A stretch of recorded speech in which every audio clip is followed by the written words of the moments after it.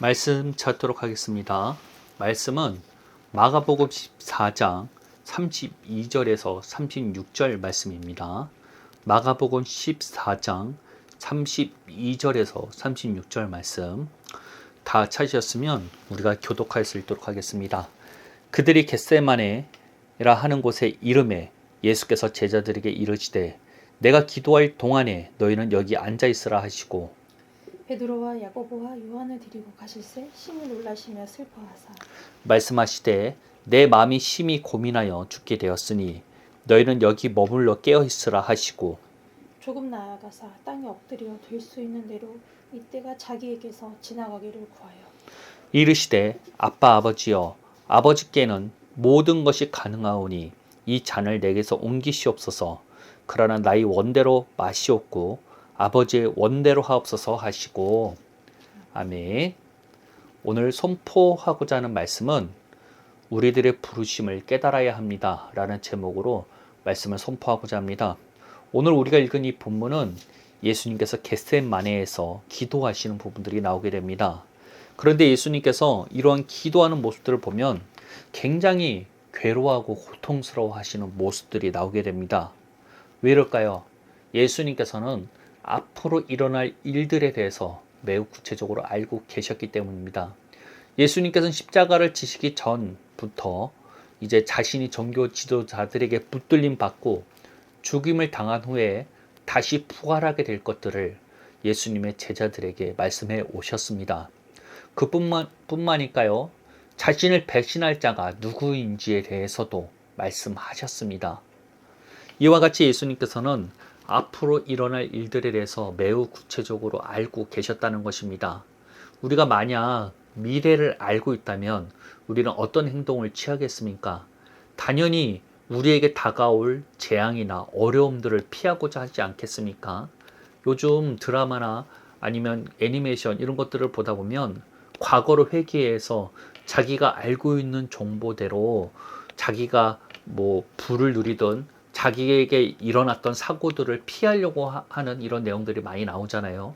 우리들도 그런 거에 많이 공감하기 때문에 우리들도 그런 것을 원하기 때문에 그런 드라마나 그런 것들이 많이 소모되는 것 같습니다.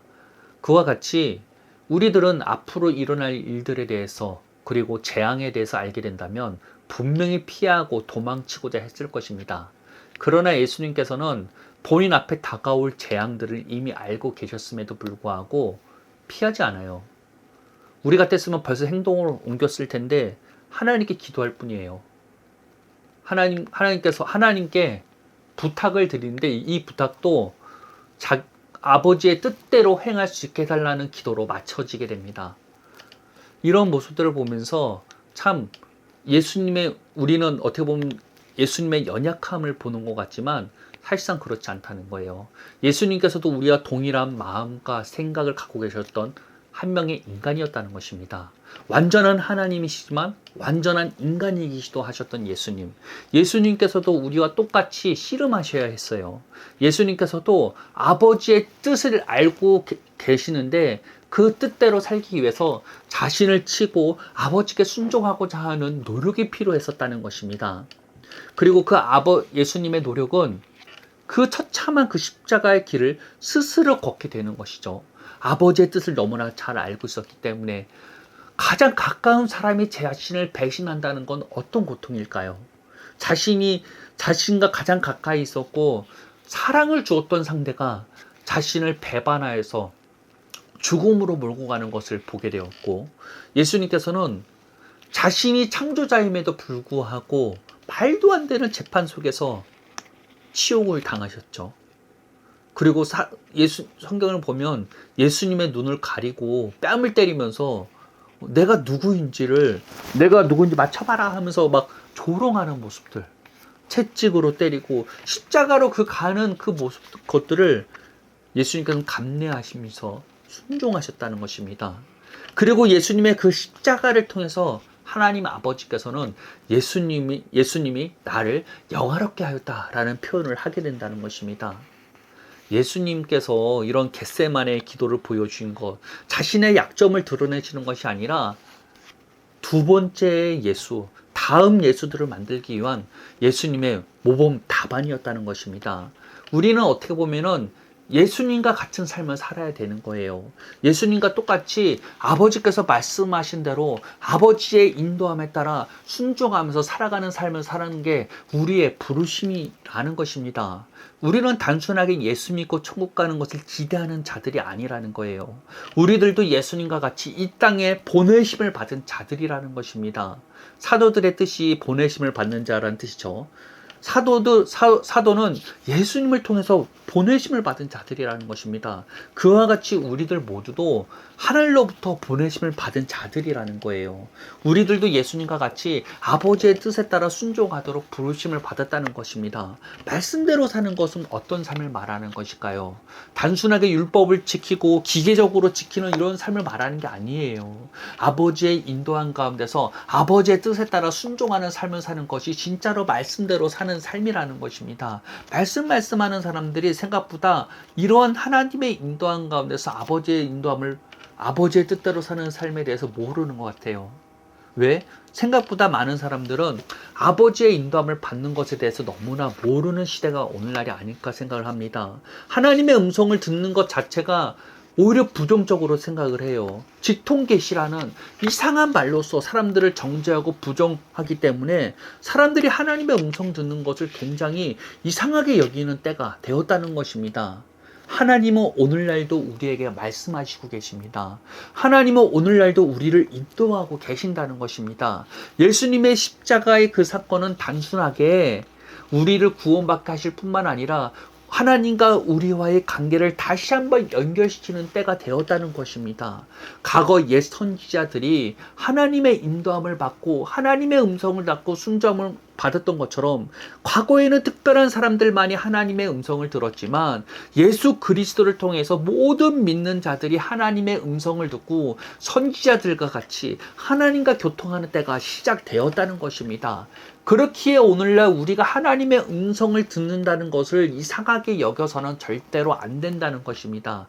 하나님의 음성을 듣지 못하는데 어떻게 하나님의 인도함을 받겠습니까? 하나님의 음성을 듣는 것부터 시작되어야 우리가 아버지의 인도함 가운데로 살 수가 있다는 것입니다. 우리의 부르심이 무엇인지를 깨달아야 돼요. 우리의 부르심은 하나님의 영광을 드러내는 것이에요. 하나님의 영광을 드러낸다는 것은 내가 유명해지고 잘돼서 아버지를 자랑하는 것, 이런 것들을 말하는 게 아닙니다. 아버지께서 정말로 원하시는 건 자신과 동행하면서 자신의 말에, 자신의 뜻에 순종하는 자들을 하나님의 영광을 드러내는 삶이라고 말하는 것이에요. 예수님께서는 그것의 최고점을 달리셨죠. 예수님께서는 하나님의 아들이시지만 자기 스스로를 낮추셔서 아버지의 말씀대로 순종하는 삶을 사셨어요. 십자가는 그 예수님의 순종의 결정이라고 말할 수가 있다는 거예요. 아버지는 그것을 통해서 아들을 영화롭게 하였고 천사들도 그 예수님을 영화롭게 하였죠.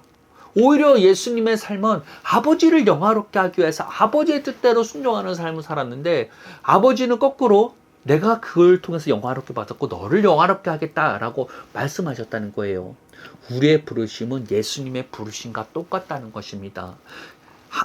하나님께서 예수님을 자신의 아들이라고 명하신 것처럼 우리들도 하나님의 자녀로서 삼아 주셨다는 것입니다. 하나님께서 예수님을 사랑하신 것 같이 우리를 사랑하시고 계시고 하나님이 하늘에서 속해 있는 분이 예수님이 하늘에 속해 있는 분이신 것 같이 우리들도 하늘에 속해 있는 존재들이라는 것입니다. 그 사실을 깨닫고 우리는 아버지의 뜻대로 순종할 수 있어야 돼요. 아버지의 뜻대로 산다는 거, 말씀대로 산다는 거, 진짜 성경에서 말하는 온전한 삶이란 예수님과 같이 하나님께서 말씀하신 대로 말하고 행동하는 삶을 사는 것이 정말로 그와 같은 삶이라는 것입니다. 그렇다면 우리가 정말로 하나님 뜻대로 살아보고 싶고 정말로 아버지가 원하는 대로 살기 위해서 우리에게 가장 먼저 준비되어야 되는 것은 무엇일까요? 그것은 내가 누구인지 알아야 된다는 것입니다. 우리의 부르심이 무엇인지를 깨달아야 된다는 것입니다. 우리는 단순하게 예수 믿고 천국 가는 존재들이 아니라 우리는 하나님의 자녀요 하나님의 백성이 되었다는 것입니다. 하나님의 유업을 이어받은 자가 되었다는 것입니다. 우리는 하나님을 아버지라 부를 수 있는 존재가 되었어요. 아무리 존귀한 천사들이라 할지라도 그들은 하나님을 아버지라고 부를 수가 없었습니다. 그러나 우리는 유일하게 이 땅 가운데서 하나님을 아버지라고 부를 수 있는 존재들이라는 것입니다. 우리의 그 부르심을 깨닫고 알아야 돼요. 근데 이것은 지식적으로 깨달아질 수 있는 것이 아니라는 것입니다. 교육으로 전달되어질 수 있는 게 아니라는 거예요. 아버지께서 우리 안에 조명해 주시고 계시해 주시지 않는다면 우리는 우리의 하나님의 자녀됨에 대해서 알지 못한다는 것입니다. 예수 믿는다고 하고 우리 하나님의 자녀됨에 대해서 지식으로 아는 것이 진짜 아는 것이 아니에요.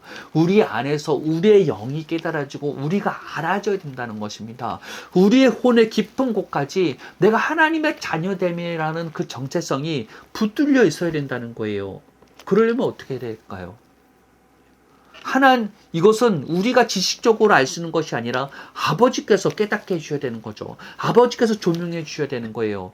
그럼에도 불구하고 우리가 할 수 있는 일들이 있다는 것입니다. 그것은 하나님의 말씀을 말씀대로 말하는 것부터 시작할 수 있다는 것입니다.